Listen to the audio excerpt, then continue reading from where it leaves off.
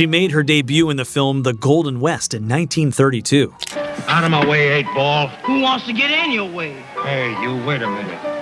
What you want? Where'd you get that gold brooch? You mean this scrumptious piece of jewelry? Yeah, where'd you get it? Just give it to me. Who gave it to you? Ask me no questions and I'll tell you no lies.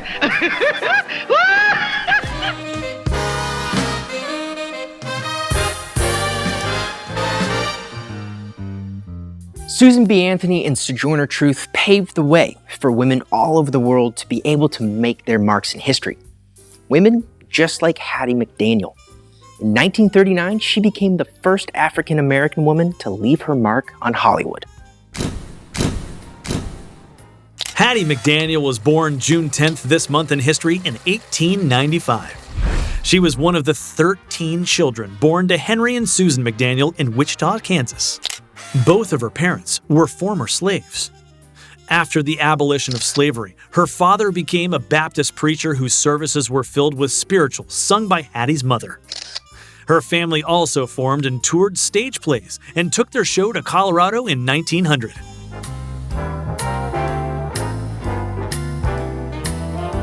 Along with a talent for songwriting, Hattie also inherited her mother's fine voice.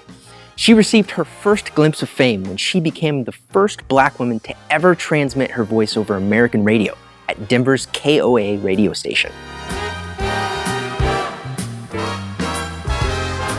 And talking about her talent, she said, "A woman's gift will make room for her."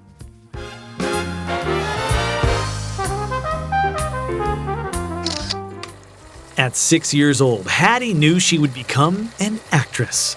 She once said, "I knew that I could sing and dance. My mother would give me a nickel sometimes to stop." She went to work in Milwaukee, Wisconsin at Sam Pick's Club, where her voice made her the main attraction.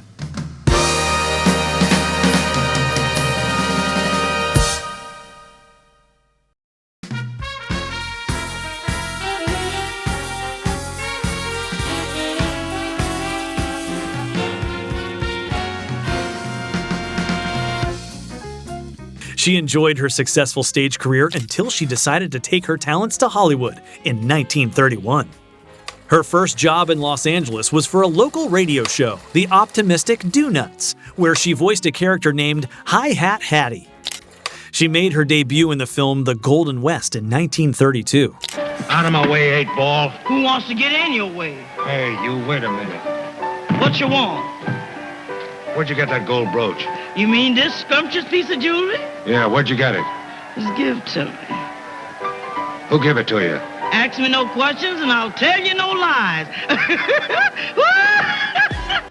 She landed her first major silver screen role in 1934, singing a duet alongside Will Rogers in the film Judge Priest. Although she was confined to only playing servant roles in films, she was able to break out of the stereotypical role and make it feel real and authentic. She was able to give her characters life and dignity, and her audience could not ignore her or the women she represented. She's best known for creating characters whose wit, charm, and inescapable humanity could be enjoyed by both white and Black audiences. She managed to embody the traditional virtues of the faithful maid while preserving a sense of pride and autonomy in her characters. This refinement of her acting abilities led to her portrayal of Mammy in Gone with the Wind.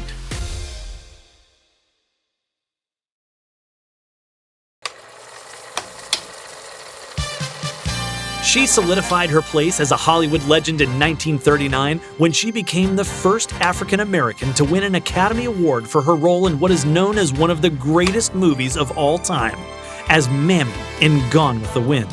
The Academy Award for the Best Performance of an Actress in Supporting Roles during 1939 to Hattie McDaniel. This is one of the happiest moments of my life. And I want to thank each one of you who had a part in selecting me for one of the awards. For your kindness, it has made me feel very, very humble. And I shall always hold it as a beacon for anything that I may be able to do in the future. I sincerely hope I shall always be a credit to my race and to the motion picture industry. My heart is too full to tell you just how I feel. And may I say thank you. God bless you. Over her 17-year career, she shared the screen with the likes of Shirley Temple, Katharine Hepburn, Clark Gable, and James Stewart. With appearances in over 60 films, she undoubtedly became the most successful African-American actress of her time. While racism and segregation still existed, Hattie had her eyes on a way to influence the culture. She said, "You can fight any existing evil from the inside." Before the Civil Rights Movement, Hattie's talent was breaking every racial barrier in the entertainment industry. When asked about her impact, she replied, "I did my best, and God did the rest."